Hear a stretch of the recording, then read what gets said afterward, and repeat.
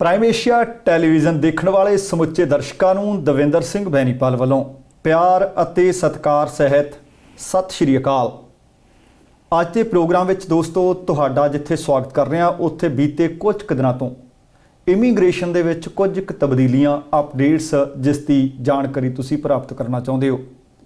ਅੱਜ ਕੋਸ਼ਿਸ਼ ਕਰ ਰਹੇ ਹਾਂ ਕਿ ਇੱਕ ਇਮੀਗ੍ਰੇਸ਼ਨ ਮਾਹਰ ਦੇ ਨਾਲ ਗੱਲਬਾਤ ਕੀਤੀ ਜਾਵੇ। ਬੀਤੇ ਦਿਨਾਂ ਦੇ ਵਿੱਚ ਤੁਹਾਡੇ ਵੱਲੋਂ ਆਏ ਸਵਾਲ ਉਹਨਾਂ ਤੋਂ ਪੁੱਛੇ ਜਾਣ ਅਤੇ ਤੁਹਾਡੇ ਸਵਾਲਾਂ ਦੇ ਜਵਾਬ ਲੈ ਲਏ ਜਾਣ। ਅੱਜ ਪ੍ਰਾਈਮ ਟਾਈਮ ਵਿਦ ਬੈਨੀਪਾਲ ਦੇ ਵਿੱਚ ਸਾਡੇ ਮਹਿਮਾਨ ਰਹਿਣਗੇ ਐਕਮੀ ਵੀਜ਼ਾ ਇਮੀਗ੍ਰੇਸ਼ਨ ਤੋਂ, ਐਕਮੀ ਵੀਜ਼ਾ ਸੋਲਿਊਸ਼ਨ ਤੋਂ ਡਾਕਟਰ ਸੰਦੀਪ ਜੈਨ। ਆਓ ਜੈਨ ਸਾਹਿਬ ਦਾ ਸਵਾਗਤ ਕਰਦੇ ਹਾਂ ਤੇ ਫਿਰ ਤੁਹਾਡੇ ਸਵਾਲ ਇੱਕ ਇੱਕ ਕਰਕੇ ਉਹਨਾਂ ਤੋਂ ਪੁੱਛੇ ਜਾਣਗੇ। ਡਾਕਟਰ ਸਾਹਿਬ ਜੀ ਆਇਆਂ, ਸਤਿ ਸ਼੍ਰੀ ਅਕਾਲ ਜੀ। ਸਤਿ ਸ਼੍ਰੀ ਅਕਾਲ ਬੈਨੀਪਾਲ ਸਾਹਿਬ, ਔਰ ਸਤਿ ਸ਼੍ਰੀ ਅਕਾਲ ਤੁਹਾਡੇ ਸਾਰੇ ਸਰੋਤਿਆਂ ਦਾ। ਡਾਕਟਰ ਸਾਹਿਬ ਸਭ ਤੋਂ ਪਹਿਲਾਂ ਇਹ ਦੱਸਿਓ ਕਿ ਬੀਤੇ ਕਈ ਦਿਨਾਂ ਤੋਂ ਲਗਾਤਾਰ ਅਪਡੇਟਸ ਆ ਰਹੀਆਂ ਨੇ। ਸਭ ਤੋਂ ਵੱਡਾ ਵਹਿਮ ਭਰਮ ਭੁਲੇਖਾ ਬਹੁਤ ਸਾਰੇ ਲੋਕਾਂ ਨੇ ਤਾਂ ਪੰਜਾਬ ਤੋਂ ਫੋਨ ਕਰਨੇ ਸ਼ੁਰੂ ਕਰ ਦਿੱਤੇ ਆ ਕਿ ਵਿਜ਼ਟਰ ਵੀਜ਼ਾ ਲੱਗਿਆ ਹੋਇਆ। ਕੈਨੇਡਾ ਸਰਕਾਰ ਨੇ ਅਨਾਉਂਸਮੈਂਟ ਕਰ ਦਿੱਤੀ ਹੈ ਕਿ ਹੁਣ ਆਓ ਤੇ ਕੰਮਕਾਰ ਖੋਲ੍ਹ ਦਿੱਤੇ ਆ। ਦਰਅਸਲ ਉਹ ਅਨਾਉਂਸਮੈਂਟ ਕੀ ਹੈ, ਕੀ ਚੇਂਜ ਹੈ ਜੀ ਉਹਦੇ 'ਚ? ਭਾਜੀ ਬਿਲਕੁਲ ਰੀਸੈਂਟ ਚੇਂਜ ਆਈ ਹੈਗੀ ਹੈ 24 ਅਗਸਤ ਨੂੰ। ਇਸੇ ਵੀਕ ਦੇ ਵਿੱਚ ਇਹ ਚੇਂਜ ਗਵਰਨਮੈਂਟ ਨੇ ਅਨਾਉਂਸ ਕੀਤਾ ਹੈ ਕਿ ਵੀ ਜਿਹੜੇ ਵਰਕਰਸ ਕੋਵਿਡ-19 ਦੇ ਕਰਕੇ ਆਪਣੇ ਮੁਲਕਾਂ 'ਚ ਵਾਪਸ ਨਹੀਂ ਜਾ ਸਕੇ ਔਰ ਇਸ ਵੇਲੇ ਉਹ ਕੈਨੇਡਾ ਦੇ ਵਿੱਚ ਨੇ ਔਰ ਲੀਗਲ ਸਟੇਟਸ ਉਹਨਾਂ ਨੇ ਮੇਨਟੇਨ ਕੀਤਾ ਹੋਇਆ। ਭਾਵ ਕੀ ਹੈ ਕਿ ਜਿਹੜੇ ਵਿਜ਼ਿਟਰਸ ਕੈਨੇਡਾ ਦੇ ਵਿੱਚ ਹੈਗੇ ਨੇ ਉਹ ਆਪਣੀ ਐਪਲੀਕੇਸ਼ਨ ਨੂੰ ਔਨਲਾਈਨ ਲਗਾ ਸਕਦੇ ਨੇ। ਸੋ ਜਿਹੜਾ ਵਿਜ਼ਿਟਰ ਹੈ, ਪਹਿਲਾਂ ਜਿਹੜਾ ਇਹ ਕਾਨੂੰਨ ਦੇ ਵਿੱਚ ਜਿਹੜੀ ਤਬਦੀਲੀ ਕੀਤੀ ਗਈ ਹੈ section 198 199 immigration protection and refugee regulations ਦੇ ਵਿੱਚ ਇਹ ਵਾਲਾ ਜਿਹੜਾ ਚੀਜ਼ ਦਰਜ ਹੈ ਕਿ ਵੀ ਜਿਹੜਾ ਵਿਜ਼ਿਟਰ ਪਹਿਲਾਂ ਹੈਗਾ ਉਹ ਕੈਨੇਡਾ ਦੇ ਵਿੱਚ ਐਪਲੀਕੇਸ਼ਨ ਕੈਨੇਡਾ ਦੇ ਅੰਦਰ ਰਹਿ ਕੇ ਐਪਲੀਕੇਸ਼ਨ ਨਹੀਂ ਪਾ ਸਕਦਾ ਸੀ। ਅਤੇ ਇਹਦੇ ਲਈ ਇੱਕ ਪ੍ਰੋਸੈਸ ਹੈ ਜਿਹਨੂੰ ਫਲੈਗ ਪੋਲ ਕਹਿੰਦੇ ਹੈ। ਫਲੈਗ ਪੋਲ ਦੇ ਜ਼ਰੀਏ ਮਤਲਬ ਉਹ ਕੰਟਰੀ ਚੋਂ ਕੈਨੇਡਾ ਚੋਂ ਬਾਹਰ ਜਾ ਕੇ ਅਮਰੀਕਾ ਦੇ ਬਾਰਡਰ ਦੇ ਵਿੱਚ ਜਾ ਕੇ ਉੱਥੋਂ ਇੱਕ ਪਰਚੀ ਲੈ ਕੇ ਕਿ ਜੀ ਮੈਂ ਮੁਲਕ ਛੱਡਿਆ ਸੀ ਅਤੇ ਮੈਂ ਹੁਣ USA ਗਿਆ, ਉੱਥੇ ਆਪਣੀ ਐਂਟਰੀ ਨੂੰ ਮੈਂ ਡਿਨਾਈ ਕਰਕੇ ਮੈਂ ਵਾਪਸ ਪਰਤਿਆ ਅਤੇ ਉਹ ਐਪਲੀਕੇਸ਼ਨ ਪਾਉਂਦੇ ਸੀ। ਇਹ ਮੈਂਡੇਟਰੀ ਪ੍ਰੋਵੀਜ਼ਨ ਸੀ ਕਿ ਜਿਹੜਾ ਵਿਜ਼ਿਟਰ ਹੈ ਉਹ ਇਨਸਾਈਡ ਕੈਨੇਡਾ ਐਪਲੀਕੇਸ਼ਨ ਨਹੀਂ ਪਾ ਸਕਦਾ, ਉਹ ਪੋਰਟ ਆਫ ਐਂਟਰੀ 'ਤੇ ਜਾ ਕੇ ਐਪਲੀਕੇਸ਼ਨ ਪਾਉਂਦਾ ਸੀ। ਜਿਵੇਂ ਆਪਣੇ ਮੇਨ ਭਾਰਤੀ ਨੇ ਜਿਹੜੇ ਵੀਜ਼ਾ ਚਾਹੀਦਾ ਆਪਾਂ ਨੂੰ ਕੈਨੇਡਾ ਆਉਣ ਲਈ, ਆਪਾਂ ਨੂੰ ਫਲੈਗ ਪੋਲ ਕਰਨਾ ਮਸਟ ਸੀ ਜੀ। ਗਵਰਨਮੈਂਟ ਨੇ ਇਹ ਫਲੈਗ ਪੋਲ ਹਟਾ ਦਿੱਤਾ। ਬਾਕੀ ਸਾਰੀਆਂ ਜਿਹੜੀਆਂ ਸ਼ਰਤਾਂ ਨੇ ਉਹ ਇਸੇ ਤਰੀਕੇ ਦੇ ਨਾਲ ਰਹਿਣਗੀਆਂ। ਪਰ ਉਹ ਜਿਹੜੀ ਖਾਨਾ ਪੂਰਤੀ ਸੀ ਕਿ ਐਡਾ ਵੱਡਾ ਤਾਂ ਕੰਮ ਉਹ ਵੀ ਨਹੀਂ ਸੀ।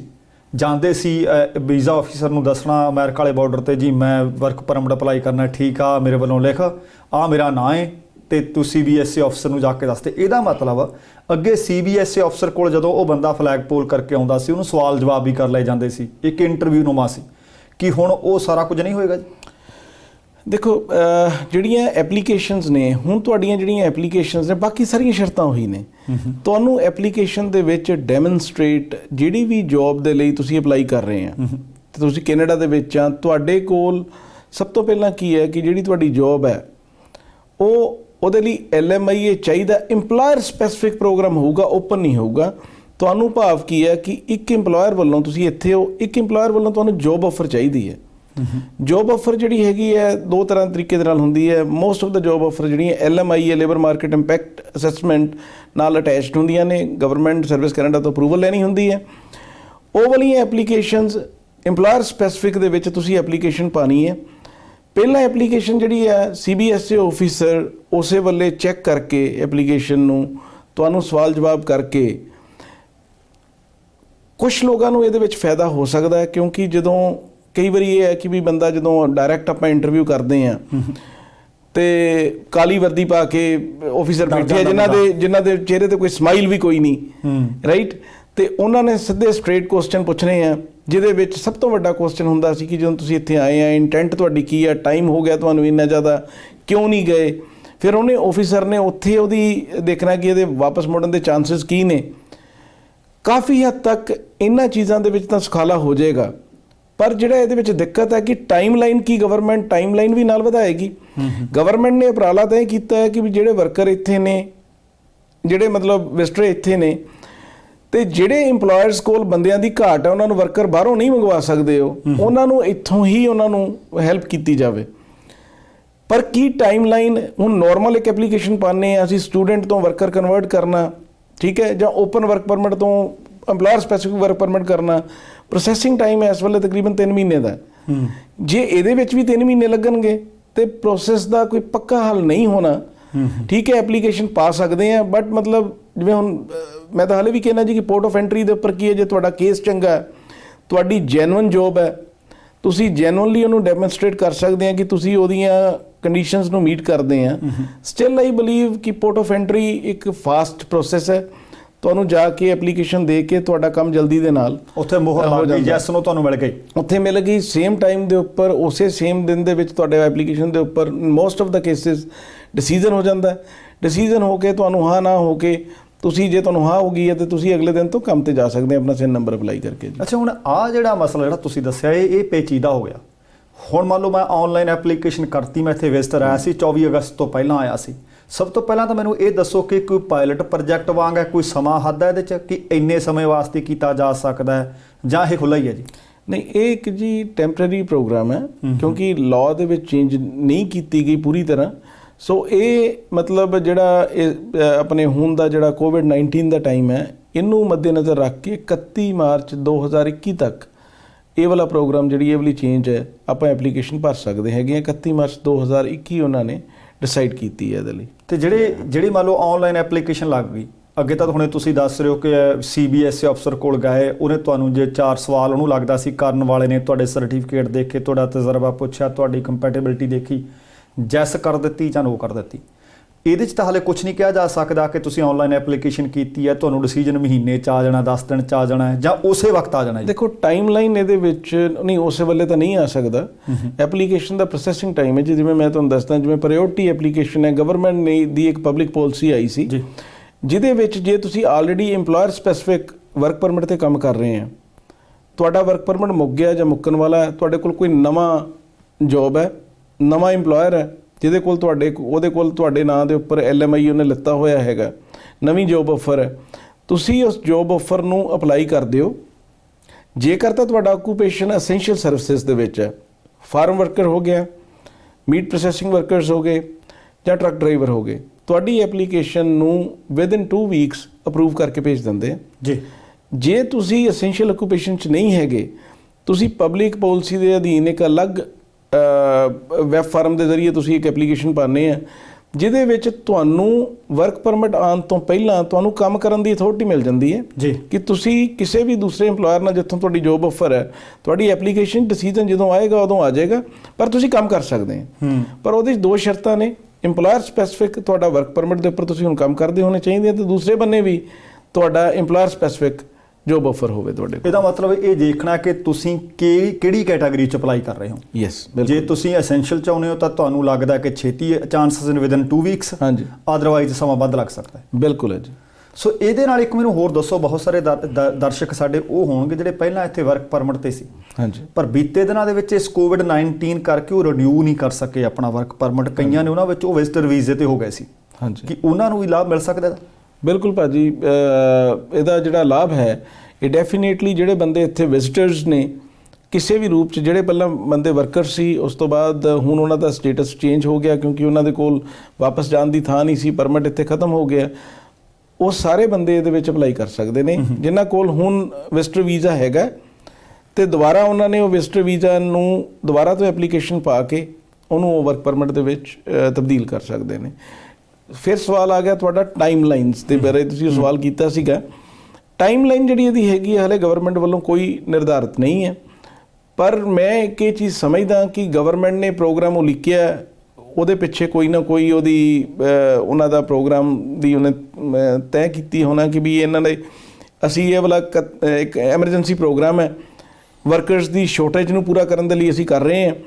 ਟਾਈਮਲਾਈਨ ਮੇਰਾ ਖਿਆਲ ਇਹ ਹੈਗਾ ਕਿ ਇਹ ਫਾਸਟ ਹੋਣੀ ਚਾਹੀਦੀ ਹੈ, ਜੇ ਨਹੀਂ ਹੁੰਦੀ ਤੇ ਦੈਨ ਇਹ ਪ੍ਰੋਗਰਾਮ ਦਾ ਫਾਇਦਾ ਨਹੀਂ ਹੈ। ਹਾਂਜੀ, ਸੋ ਦੋਸਤੋ, ਇਸ ਵਕਤ ਐਕਮੀ ਵੀਜ਼ਾ ਸੋਲਿਊਸ਼ਨ ਤੋਂ ਡਾਕਟਰ ਸੰਦੀਪ ਜੈਨ ਸਾਡੇ ਮਹਿਮਾਨ ਨੇ, ਉਹਨਾਂ ਦੇ ਨਾਲ ਗੱਲਬਾਤ ਹੋ ਰਹੀ ਹੈ। ਸਭ ਤੋਂ ਪਹਿਲੀ ਤੇ ਵੱਡੀ ਖਬਰ ਜਿਹੜੀ ਬੀਤੇ ਕਈ ਦਿਨਾਂ ਤੋਂ ਘੁੰਮਦੀ ਫਿਰ ਰਹੀ ਹੈ ਕਿ ਵਿਜ਼ਟਰ ਸਾਰੇ ਪੱਕੇ ਹੋ ਜਾਣਗੇ, ਕਿ ਵਿਜ਼ਟਰ ਭਾਰਤ ਤੋਂ ਪੰਜਾਬ ਤੋਂ ਛੇਤੀ ਚੜ੍ਹਿਆ ਹੈ, ਉਹਦੀ ਜਾਣਕਾਰੀ ਤੁਹਾਡੇ ਨਾਲ ਡਾਕਟਰ ਸੰਦੀਪ ਜੈਨ ਹੋਰਾਂ ਨੇ ਸਾਂਝੀ ਕੀਤੀ ਹੈ। ਸਮਾਂ ਬ੍ਰੇਕ ਦਾ, ਅਸੀਂ ਵਾਪਸ ਆਉਂਦੇ ਹਾਂ।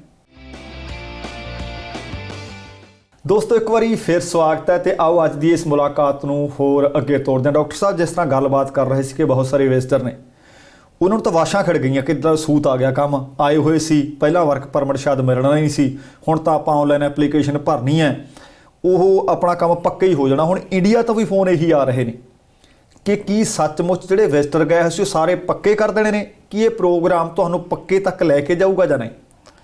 ਭਾਜੀ ਆਪਣੇ ਪੰਜਾਬੀਆਂ ਦੀ ਖਾਸੀਅਤ ਹੈ ਜੀ ਇੰਨੀ ਗੱਲ ਨੂੰ ਵੱਡੀ ਬਣਾ ਕੇ ਜਦੋਂ ਪੰਜਾਬ ਤੱਕ ਪਹੁੰਚਦੇ ਆ ਉਹ ਗੱਲ ਦਾ ਸਾਰਾ ਮਕਸਦ ਹੀ ਚੇਂਜ ਹੋ ਜਾਂਦਾ। ਗੱਲ ਨੂੰ ਗਲਾਕ ਬਣਾ ਦਿੱਤਾ ਜਾਂਦਾ ਹੈ। ਮੈਂ ਇਹ ਤੋਂ ਪਹਿਲਾਂ ਤੁਸੀਂ ਜਵਾਬ ਦਿਓ, ਜਦੋਂ ਪਿੱਛੇ ਟਰੂਡੋ ਸਰਕਾਰ ਦੁਬਾਰਾ ਜਦੋਂ ਇਲੈਕਸ਼ਨ ਦੇ ਵਿੱਚ ਚੁਣੀ ਗਈ, ਘੱਟ ਗਿਣਤੀ ਰਹਿ ਗਈ, ਸਭ ਤੋਂ ਵੱਧ ਪੰਜਾਬ ਦੇ ਅਖਬਾਰਾਂ 'ਚ ਮੀਡੀਆ 'ਚ ਸੁਰਖੀਆਂ ਸੀ ਕਿ ਹੁਣ ਜਗਮੀਤ ਸਿੰਘ ਨਿਭਾਊ ਅਹਿਮ ਭੂਮਿਕਾ, ਜਗਮੀਤ ਸਿੰਘ ਹੋਣਗੇ ਕੈਨੇਡਾ ਦੇ ਉਪ ਪ੍ਰਧਾਨ ਮੰਤਰੀ।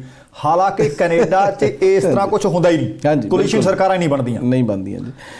ਸੋ ਇਹਦੇ ਲਈ ਭਾਜੀ ਇਹ ਜਿਹੜਾ ਪ੍ਰੋਗਰਾਮ ਆਇਆ ਹੈਗਾ, ਇਹਦੇ ਨਾਲ ਇਹੋ ਜੀ ਖੁਸ਼ਖਬਰੀ ਕੋਈ ਨਹੀਂ ਹੈ। ਸਿਰਫ ਇੱਕੋ ਚੀਜ਼ ਬਦਲੀ ਹੈ ਕਿ ਜਿਹੜੀ ਆਪਾਂ ਨੂੰ ਹੁਣ ਵਿਜ਼ਟਰ ਨੂੰ ਬਾਰਡਰ ਤੇ ਜਾਣ ਦੀ ਲੋੜ ਨਹੀਂ, ਉਹ ਇੱਥੇ ਆਨਲਾਈਨ ਐਪਲੀਕੇਸ਼ਨ ਕਰਕੇ ਉਹ ਆਪਣਾ ਵਰਕ ਪਰਮਿਟ ਲੈ ਸਕਦਾ। ਦੂਜੀ ਬਾਕੀ ਸਾਰੀਆਂ ਦੀਆਂ ਸਾਰੀਆਂ ਕੰਡੀਸ਼ਨ ਉਵੇਂ ਦੀਆਂ ਉਵੇਂ ਨੇ। ਭਾਵ ਕੀ ਹੈ ਕਿ ਉਹਨੂੰ ਡੈਮੋਨਸਟ੍ਰੇਟ ਕਰਨਾ ਪੈਣਾ ਜਿਹੜੀ ਜੋਬ ਹੈ ਉੱਥੇ, ਜਿਵੇਂ CBSE ਆਫੀਸਰ ਦੇਖਦਾ ਸੀਗਾ ਕਿ ਵੀ ਆਹ ਵਾਲੇ ਪੇਪਰ ਹੈਗੇ ਇਹਦੇ ਕੋਲ, ਉਹਨੂੰ ਵੈਰੀਫਾਈ ਕਰਦਾ ਸੀ, ਉਹਨੂੰ ਸਵਾਲ ਪੁੱਛਦਾ ਸੀ ਕਿ ਉਹਦੀ ਉਹ ਸਾਰੀਆਂ ਦੀਆਂ ਸਾਰੀਆਂ ਕੰਡੀਸ਼ਨਸ ਜਿਹੜੀਆਂ ਨੇ ਤੁਹਾਨੂੰ ਆਨਲਾਈਨ ਐਪਲੀਕੇਸ਼ਨ ਦੇ ਵਿੱਚ ਡੈਮੋਨਸਟ੍ਰੇਟ ਕਰਨੀਆਂ ਪੈਣਗੀਆਂ। ਨੰਬਰ 1 ਜੀ। ਨੰਬਰ 2 ਜਿਹੜੀਆਂ PR ਦੀਆਂ ਕੰਡੀਸ਼ਨਸ ਨੇ ਉਹ ਸਾਰੀਆਂ ਦੀ ਸਾਰੀਆਂ ਉਵੇਂ ਦੀਆਂ ਉਵੇਂ ਨੇ ਜਿਹੜੀਆਂ ਪਹਿਲਾਂ ਸੀ। ਉਹਦੇ 'ਚ ਕੋਈ ਵੀ ਚੇਂਜ ਨਹੀਂ ਹੈਗੀ ਕਿ ਜੇ ਮਤਲਬ ਮੰਨ ਲਓ ਕਿਸੇ ਕੈਟਾਗਰੀ ਦੇ ਵਿੱਚ ਕੋਈ ਫਾਰਮ ਵਰਕਰ ਹੈ, normal farm worker, general farm worker ਹੈ, ਕੋਈ ਮਸ਼ਰੂਮ ਫਾਰਮ ਜਾਂ ਉਹਦੇ 'ਚ ਉਹਨੇ ਪੱਕਾ ਨਹੀਂ ਹੋਣਾ ਵਰਕ ਪਰਮਿਟ। ਉਹਨੂੰ ਸਿਖਾਲਾ, ਕਿਉਂਕਿ ਜੇਕਰ ਕਿਤੇ ਲੈਂਗੁਏਜ ਦੀ ਰਿਕੁਆਇਰਮੈਂਟ ਹੈ ਜਾਂ ਕੋਈ ਇਹ ਚੀਜ਼ ਕਿ ਹੋ ਸਕਦਾ ਕਿ ਉਹ ਐਗਜ਼ੈਂਪਟ ਕਰ ਦੇਣ ਕਿ ਤੁਸੀਂ ਜੇ ਮਤਲਬ ਮੰਨ ਲਓ ਉਹਦੇ ਉੱਪਰ ਇੰਗਲਿਸ਼ ਦੀ ਰਿਕੁਆਇਰਮੈਂਟ ਹੈ, ਆਪਣਾ ਬੰਦਾ ਕੋਈ ਟਰੱਕ ਡਰਾਈਵਰ ਮੰਨ ਲਓ, ਉਹਦੇ ਕੋਲ ਪਰਮਿਟ ਹੈਗਾ, ਉਹ ਲਾਇਸੈਂਸ ਉਹਨੇ ਲੈ ਲਿਆ ਟੋਰਾਂਟੋ ਤੋਂ ਜਾਂ ਕਿਤੋਂ ਕਿਸੇ ਵੀ ਪ੍ਰੋਵਿੰਸ ਦਾ, ਉਹਦੇ ਕੋਲ ਜੋਬ ਆਫਰ ਹੈਗੀ ਹੈ। ਬਾਰਡਰ ਦੇ ਉੱਪਰ ਕਈ ਵਾਰੀ ਇਹ ਹੁੰਦਾ ਸੀਗਾ ਕਿ ਵੀ ਆਪਣੇ ਜਿਹੜੇ ਬੰਦੇ ਨੇ 12 ਪੜ੍ਹੇ, ਲੈਂਗੁਏਜ ਦੇ ਵਿੱਚ ਕਮਜ਼ੋਰ ਹੁੰਦੇ ਸੀ, ਆਫੀਸਰ ਇਹ ਆਪਣੀ ਸਮਝ ਦੇ ਨਾਲ ਕਿ ਵੀ ਇਹਦੀ ਲੈਂਗੁਏਜ ਪੂਰੀ ਨਹੀਂ ਹੈ, ਉਹ ਐਪਲੀਕੇਸ਼ਨ ਨੂੰ ਰਿਫਿਊਜ਼ ਕਰ ਦਿੰਦਾ ਸੀ ਕਿ ਤੇਰੀ ਲੈਂਗੁਏਜ। ਹੁਣ ਉਸ ਕੇਸ ਦੇ ਵਿੱਚ ਕੀ ਹੈ ਕਿ ਵੀ ਇੰਗਲਿਸ਼ ਦੀ ਰਿਕੁਆਇਰਮੈਂਟ ਤਾਂ LMIA ਦੇ ਉੱਪਰ ਹੈਗੀ ਹੈ, ਪਰ ਬਹੁਤ ਸਾਰੇ ਕੇਸਿਸ ਜਦੋਂ ਅਸੀਂ ਇਨ ਕੈਨੇਡਾ ਐਪਲੀਕੇਸ਼ਨ ਕਰਦੇ ਹਾਂ ਉਦੋਂ ਯੂਜਲੀ ਉਹ ਆਇਲਸ ਨਹੀਂ ਮੰਗਦੇ। ਅੱਛਾ ਜੀ। ਸੋ ਹੁਣ ਆਇਲਸ ਹੋ ਵੀ ਨਹੀਂ ਸਕਦਾ, ਕਿਉਂਕਿ ਪਰਪਸ ਤਾਂ ਇਹਨਾਂ ਦਾ ਕੀ ਹੈਗਾ ਕਿ ਵੀ ਕੈਨੇਡਾ ਦੀ ਜਿਹੜੀ ਇਕੋਨਮੀ ਹੈ, ਜਿਹੜੀ ਲੇਬਰ ਸ਼ੋਰਟੇਜ ਆ ਉਹ ਮੀਟ ਕਰਨੀ। ਸੋ ਆਵਲੇ ਡਾਕੂਮੈਂਟ ਤੋਂ ਮੇਰਾ ਖਿਆਲ ਹੈ ਕਿ ਇੰਨਾ ਕੁ ਥੋੜ੍ਹਾ ਜਿਹਾ ਫਾਇਦਾ ਹੋ ਸਕਦਾ ਕਿ ਜਿਹੜਾ ਲੈਂਗੁਏਜ ਦੇ ਵਿੱਚ ਕਮਿਊਨੀਕੇਟ ਨਹੀਂ ਸੀ ਕਰ ਸਕਦਾ, ਸ਼ਾਇਦ ਪੱਕੇ ਤੌਰ 'ਤੇ ਨਹੀਂ ਕਿ ਸ਼ਾਇਦ ਉਹਦੀ ਐਪਲੀਕੇਸ਼ਨ ਦੇ ਵਿੱਚ ਉਹਨੂੰ ਇਹਦਾ ਲਾਭ ਮਿਲ ਸਕਦਾ। ਪਰ ਹੁਣ ਮੈਂ ਵੇਖ ਰਿਹਾ ਸੀ ਕਿ ਫਾਰਮ ਵਰਕਰ ਜਾਂ ਡੇਅਰੀ ਦੇ ਵਿੱਚ ਜਿਹੜੇ ਵਰਕਰ ਕੰਮ ਕਰਨ ਵਾਲੇ ਨੇ, ਡੇਅਰੀ ਫਾਰਮਿੰਗ ਵਾਲੇ, ਉਹਨਾਂ ਨੂੰ ਕਾਮਿਆਂ ਦੀ ਬਹੁਤ ਕਮੀ ਹੈ, ਖਾਸ ਕਰਕੇ ਸੀਜ਼ਨਲ ਵਰਕ ਹੈ ਇਹ। ਇਸ ਵਕਤ ਅੱਗੇ ਤਾਂ ਮੈਕਸੀਕੋ ਤੋਂ ਜਹਾਜ਼ ਲੱਦ ਕੇ ਆ ਜਾਂਦੇ ਸੀ, ਇਸ ਵਕਤ ਲਗਭਗ ਉਸ ਜਿਹੜੀ ਲੇਬਰ ਦੀ ਵੀ ਕਮੀ ਹੈ ਕਿ ਜਿਹੜੇ ਫਾਰਮ ਵਰਕਰ ਨੇ, ਜਿਸ ਨੂੰ ਤੁਸੀਂ ਪਹਿਲਾਂ ਜ਼ਿਕਰ ਕਰਿਆ ਕਿ ਜ਼ਰੂਰੀ ਤੇ ਗੈਰ ਜ਼ਰੂਰੀ ਦੋ ਤਰੀਕੇ ਦੀਆਂ ਸਰਵਿਸਿਜ਼ ਨੇ, ਦੋ ਤਰੀਕੇ ਦੇ ਕੰਮ ਨੇ, ਇਹ ਜ਼ਰੂਰੀ ਸੇਵਾਵਾਂ 'ਚ ਆਉਂਦੇ ਆ ਇਸ ਵਕਤ ਸੀਜ਼ਨਲ ਵਰਕਰ ਨੇ। ਕਿ ਜਿਹੜਾ ਸੀਜ਼ਨਲ ਵਰਕਰ ਤਾਂ ਪਹਿਲਾਂ ਵੀ ਮੈਨੂੰ ਲੱਗਦਾ ਉਹਨੂੰ LMIA ਚਾਹੇ ਸੀ ਉਹਦੇ ਕੋਲੇ ਵਰਕ ਪਰਮਿਟ ਮਿਲ ਗਿਆ ਸੀ ਉਹਨੂੰ, ਪਰ ਮੇਰਾ ਖਿਆਲ ਹੈ ਇੰਗਲਿਸ਼ ਦੀ ਤਾਂ ਉਦੋਂ ਵੀ ਜ਼ਰੂਰਤ ਨਹੀਂ ਸੀ ਜਾਂ ਸੀ ਜੀ ਪਹਿਲਾਂ? ਨਹੀਂ, ਜ਼ਰੂਰਤ ਨਹੀਂ ਸੀ ਭਾਜੀ।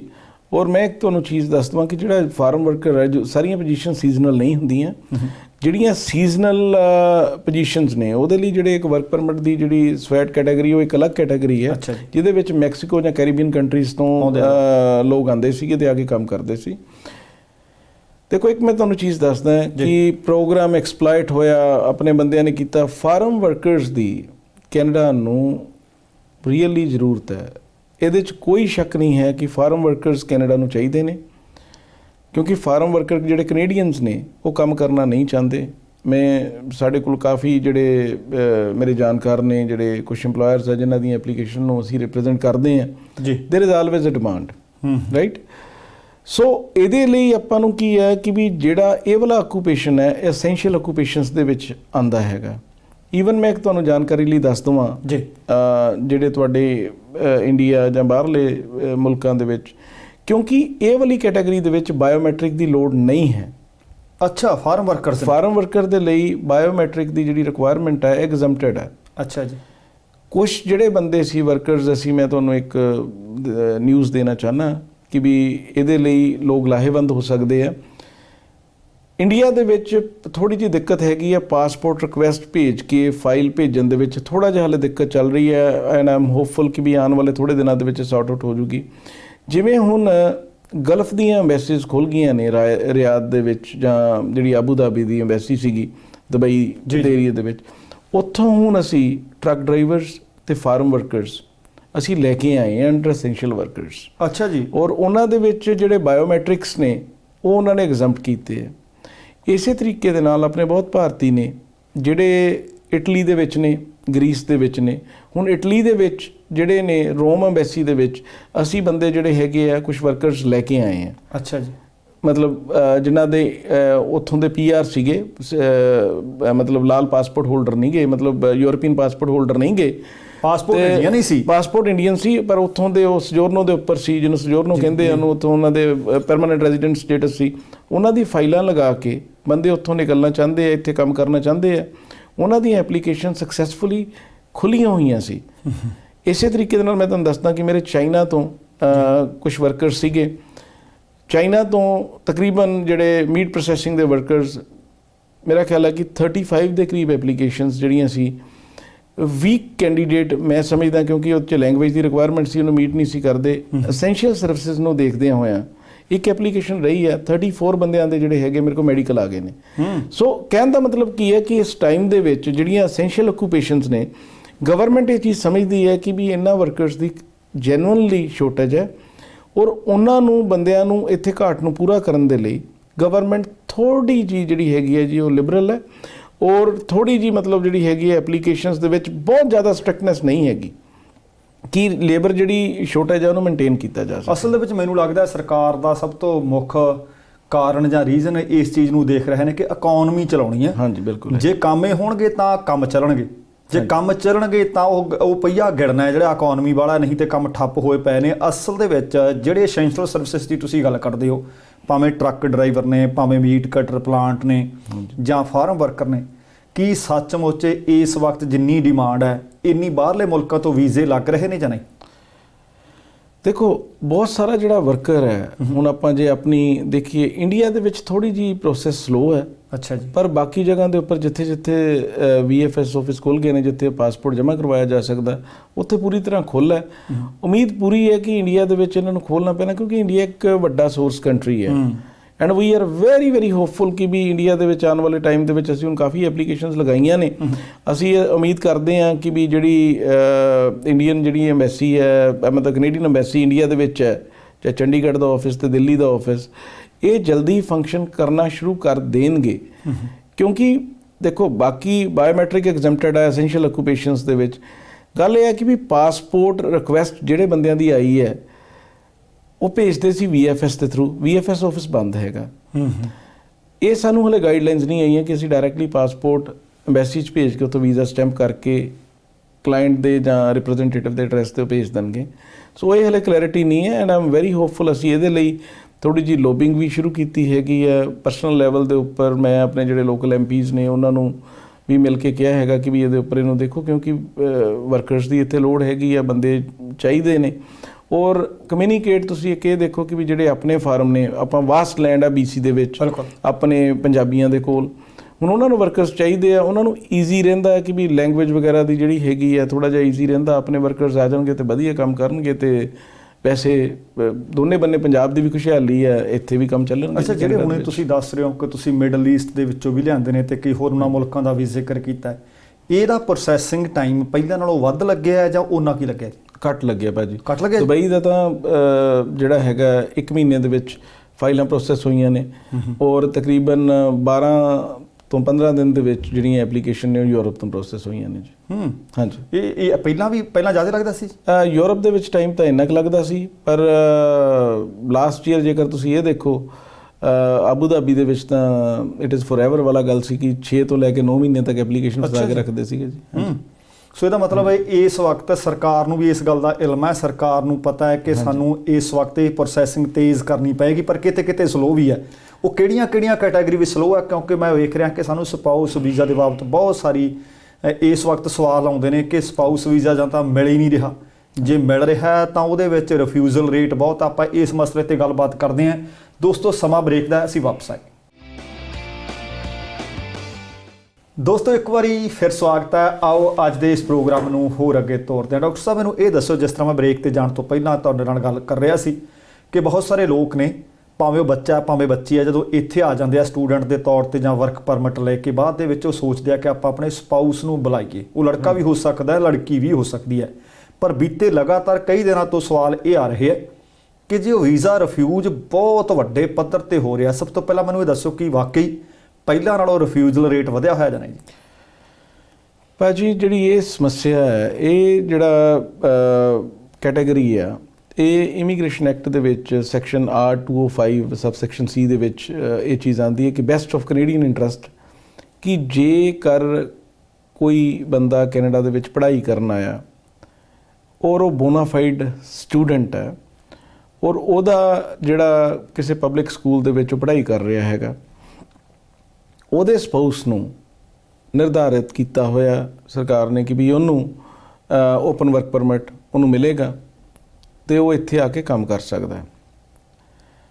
ਦੂਜੀ ਇਹਦੇ 'ਚ ਕੰਡੀਸ਼ਨ ਹੈ ਕਿ ਜਿਹੜਾ ਕੋਈ ਵਰਕਰ ਸਕਿਲਡ ਕੈਟਾਗਰੀ ਦੇ ਵਿੱਚ, ਨੋ ਕੈਟਾਗਰੀ OANB ਦੇ ਵਿੱਚ ਕੰਮ ਕਰ ਰਿਹਾ, ਉਹਨੂੰ ਜਿਹੜਾ ਵੀਜ਼ਾ ਹੈ ਉਹਦੇ ਸਪਾਊਸ ਨੂੰ ਓਪਨ ਵਰਕ ਪਰਮਿਟ ਉਹਨੂੰ ਮਿਲੇਗਾ ਜੀ। ਹੁਣ ਹੋਇਆ ਕੀ ਹੈ ਕਿ ਬਹੁਤ ਸਾਰੇ ਕੇਸਿਸ ਦੇ ਵਿੱਚ ਐਪਲੀਕੇਸ਼ਨਸ ਜਿਹੜੀਆਂ ਨੇ ਉਹ ਰਿਫਿਊਜ਼ ਹੁੰਦੀਆਂ ਨੇ, ਇਹ ਕਹਿ ਕੇ ਕਿ ਤੁਸੀਂ ਵਾਪਸ ਨਹੀਂ ਮੁੜਨਾ ਜਾਂ ਤੁਸੀਂ ਆਪਣਾ ਰਿਲੇਸ਼ਨਸ਼ਿਪ ਐਸਟੈਬਲਿਸ਼ ਨਹੀਂ ਕੀਤਾ। ਦੇਖੋ, ਜਦੋਂ ਵੀ ਆਪਾਂ ਕੋਈ ਫਾਈਲ ਲਗਾਉਣੀ ਹੈ ਨਾ, ਬਹੁਤ ਸਾਰਾ ਇਹਦੇ ਵਿੱਚ ਚੱਕਰ ਤਾਂ ਇਹ ਹੈਗਾ ਹੈ ਕਿ ਫਾਈਲਾਂ ਦੇ ਵਿੱਚ ਡੈਫੀਸ਼ੀਟ ਬਹੁਤ ਜ਼ਿਆਦਾ ਦੇਖਿਆ ਜਾਂਦਾ। ਸਾਡੇ ਕੋਲ ਜਦੋਂ ਫਾਈਲਸ ਆਉਂਦੀਆਂ ਨੇ, ਬੰਦਾ ਹੁੰਦਾ ਕੀ ਹੈ ਜੀ ਕਿ ਸਟੂਡੈਂਟ ਵੀਜ਼ਾ ਉੱਥੋਂ ਕਿਸੇ ਏਜੰਟ ਤੋਂ ਲਵਾਇਆ ਪੰਜਾਬ ਤੋਂ ਜੀ, ਉਹਦੇ ਕੋਲੋਂ ਫਾਈਲ ਲਗਾਤੀ, ਉਹਨੂੰ ਪਤਾ ਨਹੀਂ ਹੈ ਕਿ ਇਹਨੂੰ ਡੈਮੋਨਸਟ੍ਰੇਟ ਕਿਵੇਂ ਕਰਨਾ। ਆਪਾਂ ਜਦੋਂ ਮਤਲਬ ਮੰਨ ਲਓ ਕਿ ਉਹਨਾਂ ਦਾ ਬੱਚਾ ਅੱਗੇ ਨਹੀਂ ਹੈਗਾ, ਨਵਾਂ ਰਿਲੇਸ਼ਨਸ਼ਿਪ ਹੈ, ਆਉਣ ਤੋਂ ਪਹਿਲਾਂ ਵਿਆਹ ਕਰ ਲਿਆ, ਠੀਕ ਹੈ ਜੀ, ਉਹ ਵਾਲੇ ਕੇਸਿਸ ਦੇ ਵਿੱਚ ਜਿਹੜਾ ਹੈਗਾ ਉਹਨੂੰ ਤੁਹਾਡਾ ਅਸਲ ਵਿਆਹ ਹੈ, ਠੀਕ ਹੈ, ਉਹਨੂੰ ਡੈਮੋਨਸਟ੍ਰੇਟ ਕਰਨ ਦੀ ਬਹੁਤ ਵਧੇਰੇ ਲੋੜ ਹੁੰਦੀ ਹੈ। ਜੇ ਮੰਨ ਲਓ ਸਟੂਡੈਂਟ ਆਇਆ ਇੱਥੇ, ਸਭ ਤੋਂ ਪਹਿਲੀ ਗੱਲ ਉਹਦੇ ਵਿੱਚ ਕੀ ਹੈਗੀ ਹੈ ਕਿ ਉਹ ਸਟੂਡੈਂਟ ਬੋਨਾਫਾਈਡ ਹੈ, ਭਾਵ ਕਿ ਉਹ ਜਿਹੜਾ ਆਪਣੇ ਸਟੱਡੀ ਪਰਮਿਟ ਦੀਆਂ ਜਿਹੜੀਆਂ ਸ਼ਰਤਾਂ ਹੈ ਪੂਰੀਆਂ ਕਰ ਰਿਹਾ, ਉਹਨੂੰ ਪੂਰੀਆਂ ਕਰ ਰਿਹਾ, ਕਿ ਉਹਦੀ ਟਰਾਂਸਕ੍ਰਿਪਟ ਉਹਨੇ ਪ੍ਰੋਪਰ ਤਰੀਕੇ ਨਾਲ ਪੜ੍ਹਾਈ ਕੀਤੀ ਹੈ ਜੀ, ਸਬਜੈਕਟਾਂ ਤੋਂ ਫੇਲ ਤਾਂ ਨਹੀਂ ਹੋਇਆ, GPA ਉਹਦੀ ਇੱਕ ਮਿਕਦਾਰ ਤੋਂ ਥੱਲੇ ਤਾਂ ਨਹੀਂ ਹੈ। ਇਹ ਵਾਲੇ ਸਾਰੇ ਪ੍ਰੂਫ ਜੇਕਰ ਆਪਾਂ ਨਾਲ ਲਗਾਉਂਦੇ ਹਾਂ ਅਤੇ ਡੈਮੋਨਸਟ੍ਰੇਟ ਕਰਦੇ ਹਾਂ ਪ੍ਰੋਪਰ ਤਰੀਕੇ ਦੇ ਨਾਲ, they have to issue visa. ਦੂਜੀ ਗੱਲ ਕੀ ਹੈ ਕਿ ਜੇ ਆਪਾਂ ਚੰਡੀਗੜ੍ਹ ਆਫਿਸ ਨੂੰ ਛੱਡ ਦਈਏ ਜਾਂ ਦਿੱਲੀ ਆਫਿਸ ਨੂੰ ਛੱਡ ਦਈਏ, ਯੂਰਪ ਜਾਂ ਅਫਰੀਕਾ ਦੇ ਕਿਸੇ ਵੀ ਆਫਿਸ ਦੇ ਵਿੱਚ ਕਦੀ ਵੀ ਐਵੇਂ ਨਹੀਂ ਹੁੰਦਾ ਕਿ ਐਪਲੀਕੇਸ਼ਨ ਐਵੇਂ ਫੇਲ ਹੋ ਜਾਏ। ਜੇ ਤੁਸੀਂ ਪ੍ਰੋਪਰਲੀ ਚੰਡੀਗੜ੍ਹ ਇੰਡੀਆ ਦੇਖੋ, ਅਨਫੋਰਚੂਨੇਟਲੀ ਤੁਹਾਨੂੰ ਪਤਾ ਹੈ ਕਿ ਜਿਹੜੀਆਂ ਬਹੁਤ ਕੁਛ ਕੇਸਾਂ ਦੇ ਵਿੱਚ ਜਿਹੜੇ ਆਪਾਂ ਜੁਗਾੜ ਕਰ ਬੈਠਦੇ ਹਾਂ ਕਿ ਜੀ ਵਿਆਹ ਚਲੋ ਕਰ ਲਿਆ, ਮੁੰਡਾ ਕੱਢ ਲਈਏ, ਆਇਲਸ, ਮੈਂ ਜ਼ਿਆਦਾ ਇਹਦੇ ਬਾਰੇ ਕਿਉਂਕਿ ਮੇਰਾ ਵਿਸ਼ਾ ਨਹੀਂ ਹੈ, ਪਰ ਆਪਾਂ ਸਾਰਿਆਂ ਨੂੰ ਪਤਾ ਹੈ ਕਿ ਆਪਾਂ ਕੀ ਕਰਦੇ ਹਾਂ, ਸਲਾਹ ਲਈ ਵੀ ਵਧੀਆ, ਇਹਦੇ ਨਾਲ ਵਿਆਹ ਕਰੋ, ਤੁਸੀਂ ਕਹਿ ਸਕਦੇ। ਹਾਂਜੀ, ਤਾਂ ਉਹ ਵਾਲੇ ਕੇਸਿਸ ਦੇ ਵਿੱਚ ਜਦੋਂ ਉਹਨਾਂ ਨੂੰ ਲੱਗਦਾ ਹੈ ਕਿ ਵੀ ਇਹਦਾ ਜਿਹੜਾ ਸਿਰਫ ਇਹ ਹੈਗਾ ਕਿ ਇਹ ਅੰਡਰ ਦਾ ਐਕਟ ਪ੍ਰਿਵਿਲੇਜ ਲੈਣ ਲਈ, ਬੰਦੇ ਨੂੰ ਕੱਢਣ ਦੇ ਲਈ ਵਿਆਹ ਅਸਲ ਨਹੀਂ ਹੈ, ਪਰ ਕਈ ਵਾਰੀ ਇਹਦੇ ਨਾਲ ਮੈਨੂੰ ਲੱਗਦਾ ਜੈਨੂਅਨ ਵੀ ਰਗੜੇ ਜਾਂਦੇ ਨੇ। ਬਿਲਕੁਲ ਰਗੜੇ ਜਾਂਦੇ।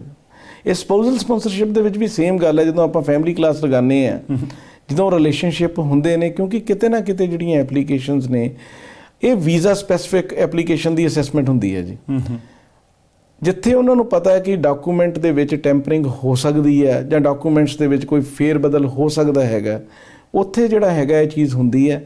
ਅਤੇ ਜਿੱਥੇ ਕੋਈ ਅਸਲੀ ਵੀ ਸਭ ਕੁਛ ਹੈਗਾ ਅਤੇ ਫਾਈਲ ਤੁਹਾਡੀ ਵੀਕ ਹੈ, ਉੱਥੇ ਤੁਹਾਡੀ ਫਾਈਲ ਫੇਲ ਹੋ ਜਾਂਦੀ ਹੈ ਜੀ। ਅੱਛਾ, ਮੈਨੂੰ ਇਹ ਦੱਸੋ, ਹੁਣ ਮੰਨ ਲਓ ਵਿਆਹ ਭਾਵੇਂ ਕਿਸੇ ਵੀ ਤਰੀਕੇ ਨਾਲ ਕੀਤਾ, ਪਰ ਵਿਆਹ ਜੈਨੂਅਨ ਸੀ, ਭਾਵੇਂ ਕੋਈ ਕੁੜੀ ਚੰਗੇ ਆਇਲਸ ਵਾਲੀ ਲੱਭੀ ਜਾਂ ਕੋਈ ਵੀ, ਪਰ ਵਿਆਹ ਅਸਲੀ ਹੈ, ਉਹਦੀ ਜੈਨੂਇਨਨੈਸ ਸ਼ੋ ਕਿਵੇਂ ਕੀਤੀ ਜਾਵੇ ਤਾਂ ਕਿ ਇਹ ਰਿਫਿਊਜ਼ਲ ਤੋਂ ਬਚਿਆ ਜਾ ਸਕੇ? ਕੋਈ ਹੈ ਜੀ ਇਹਦਾ ਕੋਈ? ਉਹਦੇ ਵਿੱਚ ਜਿਹੜੀ ਇਹ ਫਾਈਲ ਹੈ ਨਾ ਜੀ, ਮੈਂ ਤੁਹਾਨੂੰ ਦੱਸਦਾ, ਸਪੋਜ਼ਲ ਸਪਾਂਸਰਸ਼ਿਪ ਦੀ ਐਪਲੀਕੇਸ਼ਨ ਨੂੰ ਕਦੀ ਵੀ ਹਲਕੇ ਤੌਰ ਤੇ ਸਪੋਜ਼ਲ ਸਪਾਂਸਰਸ਼ਿਪ ਓਪਨ ਵਰਕ ਪਰਮਿਟ ਜਿਹੜਾ ਇੱਥੇ ਸਟੂਡੈਂਟ ਆਇਆ ਹੋਇਆ ਜਿਹਦਾ ਬਾਰੇ ਆਪਾਂ ਗੱਲ ਕਰ ਰਹੇ ਹਾਂ, ਸਪੋਜ਼ਲ ਓਪਨ ਵਰਕ ਪਰਮਿਟ ਲਈ ਇਸ ਐਪਲੀਕੇਸ਼ਨ ਨੂੰ ਕਦੀ ਵੀ ਹਲਕੇ ਤੌਰ ਦੇ ਉੱਪਰ ਨਹੀਂ ਲੈਣਾ ਚਾਹੀਦਾ ਜੀ।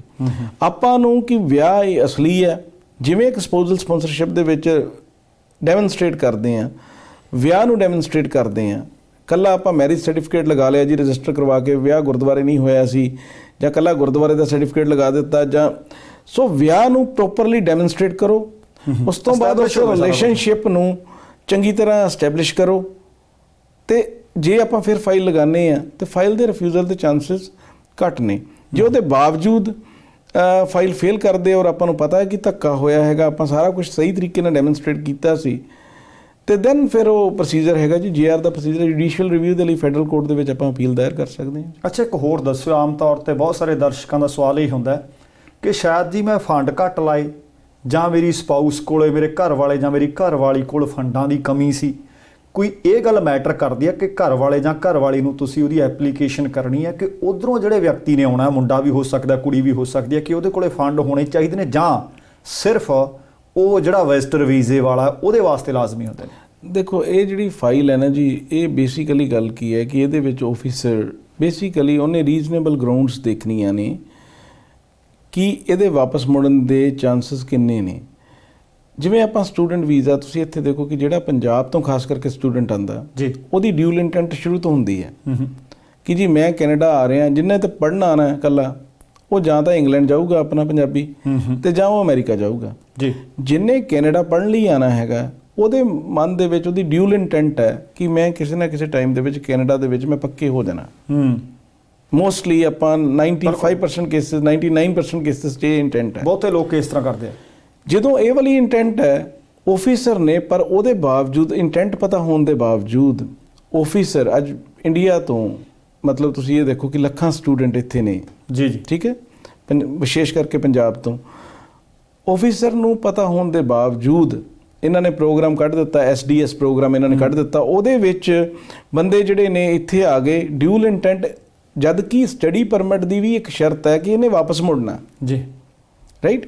ਇਸੇ ਤਰੀਕੇ ਦੇ ਨਾਲ ਜਿਹੜਾ ਤੁਹਾਡਾ ਸਵਾਲ ਸੀ ਕਿ ਜਿਹੜਾ ਸਪਾਊਸ ਹੈ ਉਹਨੇ ਵਾਪਸ ਮੁੜਨਾ ਹੈ, ਇਹ ਉਹਨੂੰ ਡੈਮੋਨਸਟ੍ਰੇਟ ਕਰਨਾ ਪੈਣਾ ਕਿ ਵੀ ਸਪਾਊਸ ਨੂੰ ਮੈਂ ਬੁਲਾ ਤਾਂ ਰਿਹਾ ਇੱਥੇ, ਠੀਕ ਹੈ, ਅੰਡਰ ਦਾ ਪ੍ਰੋਵੀਜ਼ਨ, ਕੀ ਇਹ ਵਾਪਸ ਮੁੜੇਗਾ ਕਿ ਨਹੀਂ ਮੁੜੇਗਾ। ਸੋ ਉਹਨੇ ਸੈਕਸ਼ਨਸ ਨੂੰ ਉਹਨੇ ਆਪਣੇ ਨੂੰ ਦੇਖਣਾ ਹੈਗਾ ਜੀ। ਇਹਦੇ ਵਿੱਚ ਉਹਦੇ ਕੇਸਿਸ ਦੇ ਵਿੱਚ ਜੇ ਉਹਨੂੰ ਲੱਗਦਾ ਕਿ ਵੀ ਇਹਨੇ ਵਾਪਸ ਨਹੀਂ ਮੁੜਨਾ, ਤੇ ਉਹ ਕਿ ਐਪਲੀਕੇਸ਼ਨ ਫੇਲ ਕਰ ਦਿੰਦੇ ਆ। ਇਹ ਜਿਹੜੀਆਂ ਮੈਂ ਤੁਹਾਨੂੰ ਦੱਸਿਆ ਕਿ ਵੀਜ਼ਾ ਸਪੈਸੀਫਿਕ ਚੈੱਕਲਿਸਟ ਟਾਈਪ ਜਿਵੇਂ ਹੁੰਦੀਆਂ ਨੇ, ਕਿ ਵੀਜ਼ਾ ਸਪੈਸੀਫਿਕ ਉਸ ਵੀਜ਼ਾ ਪੋਸਟ ਦੇ ਵਿੱਚ ਉਹਨੂੰ ਫਾਈਲ ਨੂੰ ਕਿਵੇਂ ਲਗਾਉਣਾ ਹੈਗਾ, ਜ਼ਰੂਰੀ ਨਹੀਂ ਹੈ, ਟੈਕਨੀਕਲੀ ਜ਼ਰੂਰੀ ਨਹੀਂ ਹੈ, ਕਿਉਂਕਿ ਉਹਦਾ ਜਿਹੜਾ ਪਰਮਿਟ ਹੈ ਦੈਟ ਇਜ਼ ਬੇਸਡ ਔਨ ਉਹਦਾ ਜਿਹੜਾ ਉਹਦਾ ਸਪਾਊਸ ਜਿਹੜਾ ਕੈਨੇਡਾ ਦੇ ਵਿੱਚ ਹੈਗਾ ਉਹਦੀ ਕੰਡੀਸ਼ਨ ਦੇ ਉੱਪਰ ਹੈ, ਰਾਈਟ। ਸੋ ਇਸ ਕਰਕੇ ਉਹ ਜ਼ਰੂਰੀ ਨਹੀਂ ਹੈ, ਪਰ ਬਹੁਤ ਸਾਰੇ ਕੇਸਿਸ ਦੇ ਵਿੱਚ ਜੇ ਅਸੀਂ ਇਹਨੂੰ ਡੈਮੋਨਸਟ੍ਰੇਟ ਕਰ ਪਾਈਏ, ਉਹ ਉਹਦੀ ਡਿਗਰੀ ਆਫ ਐਸਟੈਬਲਿਸ਼ਮੈਂਟ ਜਿਹੜਾ ਉਹਦਾ ਕੰਟਰੀ ਆਫ ਓਰੀਜਨ ਹੈ ਉਹਨੂੰ ਡੈਮੋਨਸਟ੍ਰੇਟ ਕਰਦਾ। ਉਹਦੇ ਲਈ ਜੇ ਆਪਾਂ ਕਰ ਦਈਏ ਤਾਂ ਆਪਾਂ ਨੂੰ ਫਾਇਦਾ ਹੈ ਉਸ ਚੀਜ਼ ਦੇ ਵਿੱਚ। ਅੱਛਾ, ਇੱਕ ਡਾਕਟਰ ਸਾਹਿਬ ਹੋਰ ਦੱਸਿਓ, ਆਮ ਤੌਰ ਤੇ ਬਹੁਤ ਸਾਰੇ ਦਰਸ਼ਕਾਂ ਦਾ ਸਵਾਲ ਇਹ ਮਨ ਦੇ ਵਿੱਚ ਉੱਠ ਖੜਿਆ ਹੋਣਾ ਕਿ ਕੀ ਫਾਈਲ ਕਿਸੇ ਐਕਸਪਰਟ ਤੋਂ ਹੀ ਲੈਣੀ ਚਾਹੀਦੀ ਹੈ, ਜਾਂ ਬੰਦਾ ਆਪਣੇ ਆਪ ਨੂੰ ਸੈਲਫ ਰੀਪ੍ਰੈਜ਼ੈਂਟ ਵੀ ਕਰ ਸਕਦਾ ਹੈ? ਇਹਦੇ ਵਿੱਚ ਕਿਤੇ ਨਾ ਕਿਤੇ ਕੋਈ ਲਾਭ ਤੇ ਹਾਨੀ ਵਾਲੀ ਕੋਈ ਗੱਲ ਹੈ?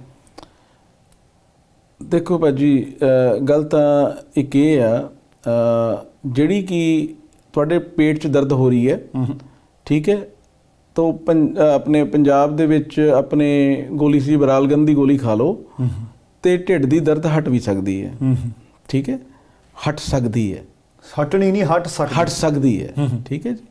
ਦੂਜਾ ਚੀਜ਼ ਇਹ ਹੁੰਦੀ ਹੈ ਕਿ ਬੰਦਾ ਕਹਿੰਦਾ ਮੇਰੇ ਢਿੱਡ ਪੀੜ ਹੋ ਰਹੀ ਹੈ ਤੇ ਮੈਂ ਗੈਸਟਰੋਐਂਟਰੋਲੋਜਿਸਟ ਨੂੰ ਦਿਖਾਣਾ, ਮੈਂ ਸਪੈਸ਼ਲਿਸਟ ਨੂੰ ਦਿਖਾਣਾ, ਤੇ ਹੁਣ ਸਪੈਸ਼ਲਿਸਟ ਨੂੰ ਦਿਖਾ ਕੇ ਆਪ ਦਰਦ ਹਟ ਸਕਦੀ ਹੈ ਜਾਂ ਸਪੈਸ਼ਲਿਸਟ ਹਟਾ ਦੇ, ਹੋ ਸਕਦਾ ਸਿੰਪਲ ਕੋਲਿਕ ਪੇਨ ਕੋਈ ਹੋਵੇ ਜਿਹਦੇ ਕਰਕੇ ਜਿਹੜੀ ਹਟ ਗਈ। ਇਵੇਂ ਹੀ ਇਹਦੇ ਵਿੱਚ ਹੈ, ਆਪਾਂ ਆਪਣੀ ਫਾਈਲ ਆਪ ਲਗਾ ਸਕਦੇ ਹਾਂ, ਪਰ ਜੇ ਕੋਈ ਸਪੈਸ਼ਲਿਸਟ ਜਿਹਨੇ ਇਮੀਗ੍ਰੇਸ਼ਨ ਦੀ ਪੜ੍ਹਾਈ ਕੀਤੀ ਹੋਈ ਹੈ, ਜਿਹਨੂੰ ਇਮੀਗ੍ਰੇਸ਼ਨ ਦਾ ਤਜਰਬਾ ਹੈ ਜੀ, ਔਰ ਜਿਹੜਾ ICCRC ਮੈਂਬਰ ਹੈ ਜਾਂ ਲਾਅ ਸੋਸਾਇਟੀ ਦਾ ਲਾਇਰ ਹੈ, ਸੋ ਜਿਹੜਾ ਆਥੋਰਾਈਜ਼ਡ ਰਿਪਰੈਜ਼ੈਂਟੇਟਿਵ ਹੈ, ਡੈਫੀਨੇਟਲੀ ਜਿਹੜਾ ਐਕਸਪੀਰੀਅੰਸ ਤੇ ਜਿਹੜੀ ਐਕਸਪਰਟ ਓਪੀਨੀਅਨ ਹੈ ਉਹ ਮੈਟਰ ਕਰਦੀ ਹੈ। ਉਹ ਸਧਾਰਨ ਬੰਦੇ ਨਾਲੋਂ ਜ਼ਿਆਦਾ ਜਾਣਦਾ ਹੈ। ਐਬਸੋਲੂਟਲੀ ਭਾਜੀ, ਕਿਉਂਕਿ ਉਹ ਤਾਂ ਇੱਕ ਬਿਲਕੁਲ, ਟੈਕਨੀਕਲ, ਉਹਦਾ ਤਜਰਬਾ, ਕਿਉਂਕਿ ਉਹ ਉਹਦੀ ਪੜ੍ਹਾਈ ਸਪੈਸ਼ਲਿਸਟ ਹੈ, ਉਹ ਪ੍ਰੋਫੈਸ਼ਨਲ ਹੈ। professional ਇੱਕ ਆਪਾਂ ਜਦੋਂ ਪ੍ਰੋਫੈਸ਼ਨਲ ਅਪਰੋਚ ਦੇ ਨਾਲ ਚੱਲਦੇ ਹਾਂ, ਬੇਸਿਕਲੀ ਗੱਲ ਕੀ ਹੈਗੀ ਹੈ, ਕੋਈ ਜ਼ਰੂਰੀ ਨਹੀਂ ਹੈ ਕਿ ਤੁਹਾਨੂੰ ਰਿਪਰੈਜ਼ੈਂਟੇਟਿਵ ਲੱਭਣ ਦੀ ਲੋੜ ਹੈ। ਆਪਾਂ ਆਪਣੀ ਫਾਈਲ ਆਪ ਲਗਾ ਸਕਦੇ ਹਾਂ, ਪਰ ਜੇ ਰਿਪਰੈਜ਼ੈਂਟੇਟਿਵ ਨੂੰ ਅਸੀਂ ਚੂਜ਼ ਕਰਦੇ ਹਾਂ, ਮੈਂ ਹਮੇਸ਼ਾ ਤੁਹਾਡੇ ਪ੍ਰੋਗਰਾਮ ਦੇ ਵਿੱਚ ਦਰਸ਼ਕਾਂ ਨੂੰ ਇਹ ਚੀਜ਼ ਕਹਿਣਾ ਕਿ ਜਿਹੜੇ ਗੋਸਟ ਕੰਸਲਟੈਂਟ ਨੇ, ਜਿਹੜੇ ਕੰਸਲਟੈਂਟ ਕੈਨੇਡੀਅਨ ਗਵਰਨਮੈਂਟ ਵੱਲੋਂ ਮਾਨਤਾ ਪ੍ਰਾਪਤ ਨਹੀਂ ਗਏ, ਉਹਨਾਂ ਨੂੰ ਕੰਸਲਟੈਂਟ ਨਹੀਂ ਕਹਿੰਦੇ, ਗੋਸਟ ਕੰਸਲਟੈਂਟ ਕਹਿੰਦੇ, ਐਗਜ਼ਿਸਟ ਨਹੀਂ ਕਰਦੇ, ਜਿਨ੍ਹਾਂ ਨੂੰ ਜੰਟ ਕਹਿੰਦੇ ਆ ਜੀ ਪੰਜਾਬ 'ਚ। ਇਹ ਤੋਂ ਬਚੋ, ਕਿਉਂਕਿ ਉਹ ਜਿਹੜੀਆਂ ਤੁਹਾਡੀਆਂ ਫਾਈਲਾਂ ਨੇ, ਤੁਹਾਡੀ ਲਾਈਕਲੀਹੁੱਡ ਮਿਸ ਰਿਪਰੈਜ਼ੈਂਟੇਸ਼ਨ ਦੀ 5 ਸਾਲ ਦੇ ਬੈਨ ਦੀ, ਉਹ ਬਹੁਤ ਜ਼ਿਆਦਾ ਵੱਧ ਜਾਂਦੀ ਹੈ। ਗੱਲਬਾਤ ਕਰਦੇ ਹਾਂ ਦੋਸਤੋ, ਸਮਾਂ ਫਿਰ ਤੋਂ ਬ੍ਰੇਕ ਦਾ ਹੁੰਦਾ ਜਾ ਰਿਹਾ। ਅਸੀਂ ਵਾਪਸ ਆਏ ਤੇ ਬ੍ਰੇਕ ਦੇ ਉਸ ਪਾਰ ਅਸੀਂ ਪ੍ਰੋਗਰਾਮ ਦੀ ਆਖਰੀ ਮੰਜ਼ਿਲ ਤੇ ਹੋਵਾਂਗੇ। ਦੋਸਤੋ ਇੱਕ ਵਾਰੀ ਫਿਰ ਸਵਾਗਤ ਹੈ ਤੇ ਆਓ ਅੱਜ ਇਸ ਪ੍ਰੋਗਰਾਮ ਦੇ ਵਿੱਚ ਡਾਕਟਰ ਸੰਦੀਪ ਜੈਨ ਹੋਰਾਂ ਦੇ ਨਾਲ ਗੱਲਬਾਤ ਚੱਲ ਰਹੀ ਹੈ ਕਿ ਕੈਨੇਡਾ ਦੀ ਇਮੀਗ੍ਰੇਸ਼ਨ ਦੀ ਫਾਈਲ ਲਾਉਣ ਤੋਂ ਪਹਿਲਾਂ ਕਿਹੜੀਆਂ ਖਾਸ ਗੱਲਾਂ ਦਾ ਖਿਆਲ ਰੱਖੀਏ, ਵੀਜ਼ਾ ਰਿਫਿਊਜ਼ ਕਿਸੇ ਆਫੀਸਰ ਦੇ ਵੱਲੋਂ ਕਿਉਂ ਕਰ ਦਿੱਤਾ ਜਾਂਦਾ, ਕਿਉਂਕਿ ਸਾਡੇ ਨਾਲ ਉਹਦੀ ਕੋਈ ਨਿੱਜੀ ਦੁਸ਼ਮਣੀ ਨਹੀਂ। ਉਸ ਵਕਤ ਅਸੀਂ ਆਫੀਸਰ ਦੇ ਬਿਲਕੁਲ ਸਾਹਮਣੇ ਨਹੀਂ, ਅੱਖ ਵਿੱਚ ਅੱਖ ਪਾ ਕੇ ਅਸੀਂ ਕਿਸੇ ਸਵਾਲ ਦਾ ਜਵਾਬ ਨਹੀਂ ਦੇ ਰਹੇ। ਸਾਡੇ ਵੱਲੋਂ ਸਾਡੀ ਫਾਈਲ ਬੋਲ ਰਹੀ ਹੈ, ਜੇ ਅਸੀਂ ਫਾਈਲ ਬੋਲਣ ਜੋਗੀ ਕਰਕੇ ਅਫਸਰ ਦੇ ਹੱਥਾਂ ਤੱਕ ਪੁੱਜਦੀ ਨਹੀਂ ਕੀਤੀ ਤੇ ਸਮਝੋ ਤੁਹਾਨੂੰ ਨੋ ਹੋਣੀ ਲਾਜ਼ਮੀ ਹੈ। ਪਰ ਨਾ ਉਹ ਤੁਹਾਨੂੰ ਜਾਣਦਾ, ਨਾ ਤੁਸੀਂ ਅਫਸਰ ਨੂੰ ਜਾਣਦੇ ਆ। ਫਿਰ ਕਈ ਵਾਰੀ ਇਸ ਕਰੇ ਮੇਰੀ ਜਾਣ ਕੇ ਰਿਫਿਊਜ਼ਲ ਆ ਗਈ, ਇੰਝ ਨਹੀਂ ਹੁੰਦਾ। ਕਈ ਵਾਰੀ ਕਿਤੇ ਅਸੀਂ ਫਾਈਲ ਲਾਉਣ ਵੇਲੇ ਉਸ ਰਿਸ਼ਤੇ ਨੂੰ ਜਾਂ ਅਸੀਂ ਐਸਟੈਬਲਿਸ਼ ਹੀ ਨਹੀਂ ਕਰ ਸਕਦੇ ਜਿਸ ਤੇ ਜੈਨੂਇਨਨੈਸ ਸ਼ੋ ਹੋ ਰਹੀ ਹੋਵੇ ਕਿ ਹਾਂ ਬਕਾਇਦਾ ਤੌਰ ਤੇ ਇਹ ਸਭ ਕੁਝ ਸਹੀ ਹੈ। ਸਹੀ ਤਰੀਕੇ ਨਾਲ ਫਾਈਲ ਕਿਵੇਂ ਲੱਗੇ ਤੇ 5 ਸਾਲਾਂ ਦੇ ਬੈਨ ਤੋਂ ਕਿਵੇਂ ਬਚਿਆ ਜਾਵੇ। ਪਿਛਲੇ ਦਿਨੀ ਮੈਨੂੰ ਕਿਸੇ ਨੇ ਜੀ ਰਿਫਿਊਜ਼ਲ ਲੈਟਰ ਭੇਜੀ, 5 ਸਾਲਾਂ ਦਾ ਬੈਨ ਲੱਗਿਆ ਹੋਇਆ। ਹਾਂਜੀ, ਹੈਰਾਨੀ ਹੋ ਗਈ। ਜਿਹਨੂੰ ਸੋ ਕਾਲਡ ਤੁਸੀਂ ਏਜੰਟ ਕਿਹਾ ਹੋਣਾ, ਏਜੰਟ ਨੇ ਉਸ ਪਾਰਟੀ ਨੂੰ ਦੱਸਿਆ ਨਹੀਂ ਸਟੂਡੈਂਟ ਦੀ ਫਾਈਲ ਲਾਈ। ਫਾਈਲ ਲਾਉਣ ਤੋਂ ਬਾਅਦ ਜਿਹੜਾ GIC ਦੇ ਵਿੱਚ ਫੰਡ ਪਾਉਣੇ ਸੀ, ਉਹ ਇੱਥੋਂ ਦੀ ਇੱਕ ਬੈਂਕ ਦੇ ਵਿੱਚ ਫਰਜ਼ੀ ਖਾਤਾ ਖੋਲ੍ਹਿਆ, ਪਾਰਟੀ ਤੋਂ ਪੈਸੇ ਵੀ ਪੂਰੇ ਲਏ।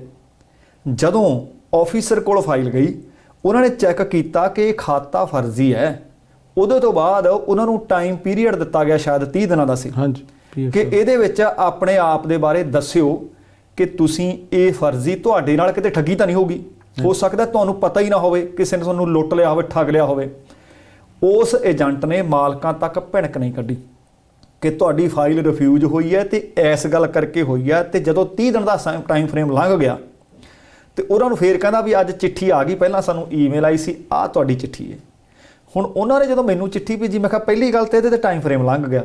ਦੂਜੀ ਗੱਲ ਉਹਦੇ ਤੇ ਮੈਨੂੰ ਇਹ ਦੱਸੋ, ਹੋਰ ਸਾਰੀਆਂ ਤੁਸੀਂ ਸ਼ਰਤਾਂ ਦੀ ਕੋਈ ਕਹਾਣੀ ਛੱਡੋ, ਇਹ ਦੱਸੋ ਜਿਹੜਾ GIC 'ਚ ਪੈਸੇ ਪਾਏ ਸੀ, ਤੁਹਾਨੂੰ ਪਤਾ ਉਹ ਕਹਿੰਦੇ ਜੀ ਅਸੀਂ ਤਾਂ ਏਜੰਟ ਨੂੰ ਪੈਸੇ ਦਿਆਏ ਸੀ, ਉਹ ਕਹਿੰਦਾ ਅਸੀਂ ਖਾਤਾ ਮੈਂ ਖੋਲ੍ਹ ਦੂੰ। ਅਗਲੀ ਜਿਹੜੀ ਉਹਦੇ 'ਚ ਹੈਰਾਨੀ ਵਾਲੀ ਗੱਲ ਹੈ ਕਿ ਉਹਦੇ 'ਤੇ ਸੈਲਫ ਰੀਪ੍ਰੈਜ਼ੈਂਟੇਸ਼ਨ ਵਾਲਾ ਖਾਨਾ ਵੀ ਟਿਕ ਕੀਤਾ ਹੋਇਆ। ਹੁਣ ਜਦੋਂ ਇਸ ਤਰ੍ਹਾਂ ਦੇ ਏਜੰਟ ਠੱਗ ਨੇ, ਧੋਖੇਬਾਜ਼ ਨੇ, 5 ਸਾਲ ਵਾਸਤੇ ਉਹਦਾ ਮੇਰਾ ਖਿਆਲ ਹੈ ਫਿਊਚਰ, ਇੱਕ ਬੱਚਾ ਜਿਹੜਾ ਅੱਜ 18 ਦਾ ਹੋ ਗਿਆ, ਉਹ 5 ਸਾਲ ਵਾਸਤੇ ਕੈਨੇਡਾ ਵਾਸਤੇ ਬੈਨ ਹੋ ਗਿਆ।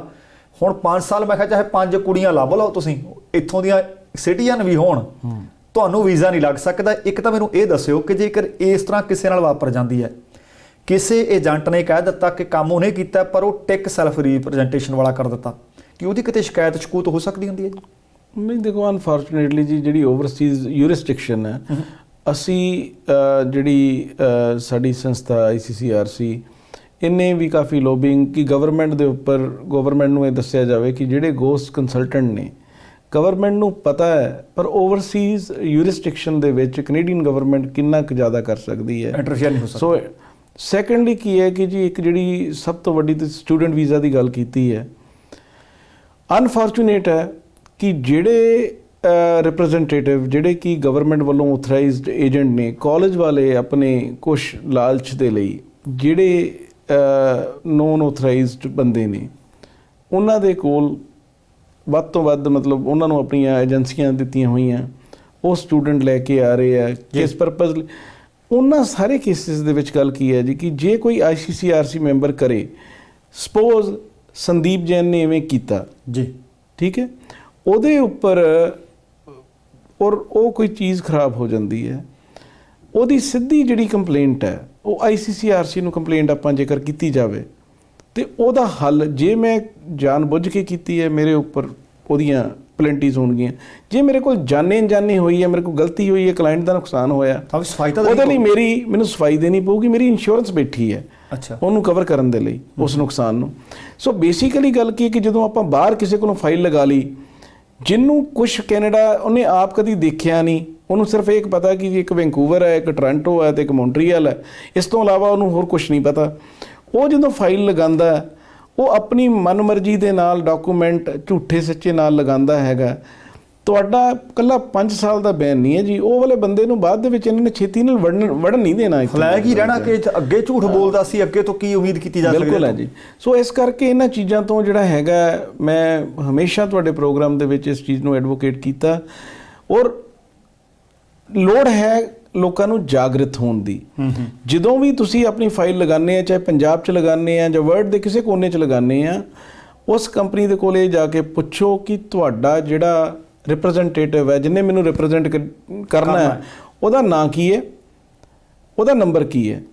ਠੀਕ ਹੈ, ਹੁਣ ਮੇਰੇ ਆਫਿਸ ਦੇ ਵਿੱਚ ਤੁਸੀਂ ਸਾਡੇ ਐਕਮੀ ਵੀਜ਼ਾ ਸੋਲੂਸ਼ਨ ਦੇ ਕਿਸੇ ਆਫਿਸ ਚਲੇ ਜਾਓ ਦੁਨੀਆ ਭਰ ਦੇ ਵਿੱਚ, ਹਰ ਜਗ੍ਹਾ ਦੇ ਉੱਪਰ ਮੇਰੇ ਲਾਇਸੈਂਸ ਦੀ ਕਾਪੀ ਹੈ। ਤੁਸੀਂ ਫੋਟੋ ਖਿੱਚੋ, ਉੱਥੇ ਜਾ ਕੇ there is something you can do actually, ਜੇਕਰ। ਔਰ ਬਹੁਤੇ ਜਿਹੜੇ ICCRC ਮੈਂਬਰ ਹੈ ਉਹਨਾਂ ਨੂੰ ਪਤਾ ਹੈ ਇਹਦੀਆਂ ਇੰਪਲੀਕੇਸ਼ਨਸ ਦਾ। ਔਰ ਪਹਿਲੀ ਗੱਲ ਕੀ ਹੈ ਕਿ ਜਿਹੜਾ ਉਹ ਮੈਂਬਰ ਬਣੇਗਾ ਉਹ ਕੈਨੇਡੀਅਨ ਹੋਏਗਾ, ਠੀਕ ਹੈ ਜੀ, ਪਰਮਾਨੈਂਟ ਰੈਜ਼ੀਡੈਂਟ, ਜਾਂ ਉਹ ਨੈਸ਼ਨਲ ਹੋਏ, ਕੈਨੇਡੀਅਨ ਨੈਸ਼ਨਲ ਹੋਏਗਾ। ਉਹਦੇ ਉੱਪਰ ਉਹਨੂੰ ਉਹਦੀ ਗਲਤੀ ਦੇ ਲਈ, ਠੀਕ ਹੈ, ਜਿਹੜੀ ਜੇ ਉਹਨੇ ਜਾਣਬੁੱਝ ਕੇ ਕੀਤੀ ਹੈ, ਜੋ ਪਲੈਂਟੀਜ਼ ਨੇ, ਉਹਨੂੰ ਬਾਹਰਲੇ ਬੰਦੇ ਨੂੰ ਕੀ ਇਨਫੋਰਸ ਕਰੋਗੇ? ਜੇ ਮੰਨ ਲਓ ਹੁਣ ਜਲੰਧਰ ਦੇ ਵਿੱਚ ਕੋਈ ਏਜੰਟ ਬੈਠਾ, ਉਹਨੇ ਫਾਈਲ ਲਗਾਤੀ, ਜੋ ਮਰਜ਼ੀ ਝੂਠ ਸੱਚ ਲਗਾਤਾ। ਮੈਂ ਰੋਜ਼ ਭਾਜੀ ਦੇਖਦਾ, ਤੁਸੀਂ ਇੱਕ ਗੱਲ ਮੈਨੂੰ ਦੱਸੀ ਹੈ, ਮੈਂ ਰੋਜ਼ ਦੇਖਦਾ, ਬੰਦਾ ਕੁਆਰਾ ਹੁੰਦਾ, ਉਹਦਾ ਵਿਆਹ ਲਿਖਿਆ ਹੁੰਦਾ ਜੀ, ਕੋਈ ਉਹਦਾ ਬੱਚਾ ਉਹਦਾ ਹੈਗਾ ਜੀ, ਬੱਚਾ ਉਹਦਾ ਇੱਕ ਹੈ, ਨਾਲ 2 ਬੱਚੇ ਲਿਖੇ ਹੋਏ ਆ। ਹੁਣ ਉਹ ਬੰਦੇ ਨਾ ਤਾਂ ਕਿਸੇ ਜੋਗੇ ਹੈਗੇ ਆ ਜੀ, ਨਾ ਕੱਲ ਨੂੰ ਉਹ ਪੱਕੇ, ਜਿੱਡੀ ਮਰਜ਼ੀ ਚੰਗੀ ਫਾਈਲ ਹੋਵੇ, ਉਹ ਪੱਕੇ ਹੋ ਨਹੀਂ ਸਕਦੇ। ਕਲਾਇੰਟ ਨੂੰ ਏਜੰਟ ਉੱਥੋਂ ਫੜਦਾ, ਉਹਨੂੰ ਚੜ੍ਹਨ ਲੱਗਿਆ ਜਹਾਜ਼, ਉਹਨੂੰ ਕਹਿ ਦਿੰਦਾ ਕਿ ਆਹ ਨਾਲ ਕਾਗਜ਼ ਫੜ ਲਿਆ, ਭਰਿਆ ਸੀ, ਠੀਕ ਹੈ, ਨਾਲ ਇੱਕ ਕੁੜੀ ਨਾਲ ਕਹਿੰਦੀ ਇਹਦੇ ਨਾਲ ਤੇਰਾ ਮੈਂ ਜੋੜਿਆ ਹੋਇਆ। ਮੈਂ ਹੱਥ ਜੋੜ ਕੇ, ਹੱਥ ਬੰਨ੍ਹ ਕੇ ਬੇਨਤੀ ਹੈ ਪੰਜਾਬੀਆਂ ਨੂੰ ਕਿ ਇਸ ਚੱਕਰ ਤੋਂ ਬਚੋ। ਜਿੰਨਾ ਬਚੋਗੇ ਉਹਨਾਂ ਤੁਸੀਂ ਕੈਨੇਡਾ ਜਿਹੜਾ ਹੈਗਾ, ਆਪਣੇ ਇੰਡੀਅਨਸ ਨੂੰ ਲੈ ਕੇ ਜਾਂ ਵਿਸ਼ੇਸ਼ ਕਰਕੇ ਪੰਜਾਬੀਆਂ ਨੂੰ ਲੈ ਕੇ, ਇਹਨਾਂ ਪਿਛਲੇ ਟਾਈਮ ਦੇ ਵਿੱਚ ਕਾਫੀ ਖੁੱਲ੍ਹਿਆ ਕੰਮ। ਵੀਜ਼ਾਸ, ਵਿਜ਼ਟਰ ਵੀਜ਼ਾਸ ਖੁੱਲ੍ਹੇ ਨੇ ਜੀ। ਤੁਹਾਨੂੰ ਆਪਣੀ ਇੰਟੈਂਟ ਇਹਨਾਂ ਦੇ ਨਾਲ, ਜਦੋਂ ਤੁਸੀਂ ਕੈਨੇਡੀਅਨ ਕਿਸੇ ਵੀ ਆਫਿਸ 'ਚ ਫਾਈਲ ਪਾਉਂਦੇ ਆ, ਤੁਹਾਨੂੰ ਸੱਚ ਬੋਲਣ ਦੀ ਲੋੜ ਹੈ। ਸੱਚ ਦੱਸੋ ਕਿ ਕੀ ਆ। ਤੁਹਾਡਾ ਕੇਸ ਕਿਤੇ ਫੇਲ ਹੁੰਦਾ ਹੀ ਨਹੀਂ ਜੀ ਭਾਜੀ।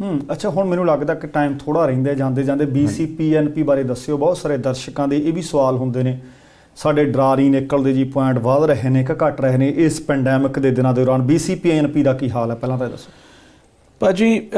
ਬੇਸਿਕਲੀ ਗੱਲ ਕੀ ਹੈ, ਮੈਂ ਤੁਹਾਨੂੰ ਦੱਸਦਾ ਕਿ ਇੱਕ ਭੇਡ ਚਾਲ ਹੁੰਦੀ ਹੈ ਕਿ ਅੱਜ ਤੋਂ 1 ਸਾਲ ਪਹਿਲਾਂ BCPNP ਬਹੁਤ ਵਧੀਆ ਸੀ, ਇੱਥੇ ਟਰੱਕ ਡਰਾਈਵਰ ਆਉਂਦਾ ਸੀ, ਮੈਂ ਇੱਥੇ ਪੱਕਾ ਹੋਣਾ, ਜਾਂ ਕੋਈ ਵੀ ਹੋਰ ਆਕੂਪੇਸ਼ਨ ਵਾਲੇ, ਕਿ BC ਇੱਕ ਤਾਂ ਇੱਥੇ ਰਹਿਣ ਸਹਿਣ ਵਧੀਆ, ਵਾਤਾਵਰਨ ਵਧੀਆ, ਵੈਦਰ ਚੰਗਾ, ਪੰਜਾਬੀਆਂ ਆਪਣਾ ਗਾਰਡ ਹੈ ਜੀ, ਠੀਕ ਹੈ। ਸੋ BCPNP ਦੇ ਵਿੱਚ ਪਿਛਲੇ ਕੁਝ ਟਾਈਮ ਦੇ ਵਿੱਚ ਕੀ ਹੈ ਕਿ ਵੀ ਨੰਬਰ ਆਫ ਐਪਲੀਕੇਸ਼ਨਸ ਜਿਹੜੀਆਂ ਨੇ ਸਟੂਡੈਂਟਸ ਦੀਆਂ, ਜਿਨ੍ਹਾਂ ਦੇ ਪੜ੍ਹਾਈ ਕੰਪਲੀਟ ਕਰਨ ਤੋਂ ਬਾਅਦ, ਜਿਨ੍ਹਾਂ ਦੇ ਹੁਣ ਉਹ ਵਾਲੀ ਜਿਹੜਾ ਸਕੋਰ ਹੈ, ਕਿਉਂਕਿ ਇਹਦੇ ਵਿੱਚ ਹੁੰਦਾ ਕੀ ਹੈ ਕਿ ਇੱਕ ਡਰਾ ਹੁੰਦਾ ਹਰ 15 ਦਿਨਾਂ ਬਾਅਦ, ਜਿਹੜਾ ਹੈਗਾ ਉਹਨਾਂ ਦਾ ਡਰਾ ਗਵਰਨਮੈਂਟ ਦਿੰਦੀ ਹੈ, ਜਿਹਦੇ ਵਿੱਚ ਡਿਫਰੈਂਟ ਕੈਟਾਗਰੀਜ਼ ਜਿਹੜੀਆਂ ਉਹਨਾਂ ਦੀਆਂ ਨੇ, ਉਹਦੇ ਵਿੱਚ ਇੱਕ ਜਿਹੜਾ ਉਸ ਕੱਟ ਆਫ ਨੂੰ ਮੀਟ ਕਰਦਾ ਗ੍ਰੇਡ ਦੇ ਉੱਪਰ, ਉਹਨੂੰ ਉਹਦੀ ਐਪਲੀਕੇਸ਼ਨ ਨੂੰ ਇਨਵੀਟੇਸ਼ਨ ਆ ਜਾਂਦਾ ਹੈਗਾ। ਪਿਛਲੇ ਟਾਈਮ ਦੇ ਵਿੱਚ ਜਿਹੜੇ ਸਕੋਰ ਸੀ ਉਹ ਬਹੁਤ ਜ਼ਿਆਦਾ ਵਧਣੇ ਸ਼ੁਰੂ ਹੋ ਗਏ। ਕੈਂਡੀਡੇਟਸ ਨੇ, ਟਰੱਕ ਡਰਾਈਵਰ ਇੱਥੇ ਜਿਹੜੇ ਪਰਮਿਟਾਂ 'ਤੇ ਕੰਮ ਕਰ ਰਹੇ ਨੇ BC ਕੰਪਨੀਜ਼ ਦੇ ਲਈ, ਉਹਨਾਂ ਨੇ ਛੱਡ ਕੇ ਨੌਕਰੀਆਂ ਆਪਣੀਆਂ ਲੱਭਣੇ ਸ਼ੁਰੂ ਕਰ ਦਿੱਤੇ ਜੀ, ਕਿ ਮੈਂ ਜੀ ਸਸਕੈਚਵਨ ਜਾ ਰਿਹਾ, ਮੈਂ ਐਟਲਾਂਟਿਕ 'ਚ ਜਾ ਰਿਹਾ, ਮੈਂ ਜੀ ਨੋਵਾ ਸਕੋਸ਼ੀਆ ਜਾ ਰਿਹਾ। ਮੈਂ ਬਹੁਤ ਜ਼ਿਆਦਾ ਆਪਣੇ ਜਿਹੜੇ ਬੰਦੇ ਸੀ, ਕਿਉਂਕਿ ਸਾਡੇ ਵੀ ਬਹੁਤ ਸਾਰੇ ਜਿਹੜੇ ਕਲਾਇੰਟਸ ਸੀ ਜਿਨ੍ਹਾਂ ਨੂੰ ਅਸੀਂ ਇੱਥੇ ਲੈ ਕੇ ਆਂਦਾ, ਉਹਨਾਂ ਦੀ ਹੁਣ ਆਪਣੀ PR ਦੀਆਂ ਐਪਲੀਕੇਸ਼ਨਸ ਦੇ ਲਈ ਸਾਨੂੰ ਆਫਿਸ, ਉਹਨਾਂ ਨੂੰ ਇਹ ਕਹਿੰਦੇ ਰਹੇ ਆ, ਜਾਂ ਆਪਣੇ ਇੰਟਰਨੈਸ਼ਨਲ ਸਟੂਡੈਂਟ, ਕਿ ਵੀ ਇਹ ਜਿਹੜਾ ਚੀਜ਼ ਹੈਗੀ ਆ ਬੇਸਿਕਲੀ ਡਿਮਾਂਡ ਐਂਡ ਸਪਲਾਈ ਦੇ ਉੱਪਰ ਡਿਪੈਂਡ ਕਰਦਾ। ਇਸ ਵੇਲੇ ਪੂਲ ਦੇ ਵਿੱਚ ਨੰਬਰ ਆਫ ਐਪਲੀਕੇਸ਼ਨਸ ਜ਼ਿਆਦੀਆਂ ਨੇ, ਇਸ ਕਰਕੇ ਸਕੋਰ ਉਹਨਾਂ ਦਾ ਵਧੇਰੇ ਹੈ, ਕਿਉਂਕਿ ਉਹਨਾਂ ਨੇ ਇੱਕ ਫਿਕਸਡ, ਸਭ ਤੋਂ ਪਹਿਲਾਂ ਕੀ ਹੈ ਕਿ ਫੈਡਰਲ ਗਵਰਨਮੈਂਟ ਦਾ ਕੋਟਾ ਨਿਰਧਾਰਿਤ ਹੈ ਹਰ ਪ੍ਰੋਵਿੰਸ ਨੂੰ ਜੀ। ਔਰ ਸੈਕੰਡ ਬਿਗੇਸਟ ਕੋਟਾ ਜਿਹੜਾ ਹੈ ਉਹ BC ਦੇ ਕੋਲ ਹੈ। ਜੀ ਜੀ।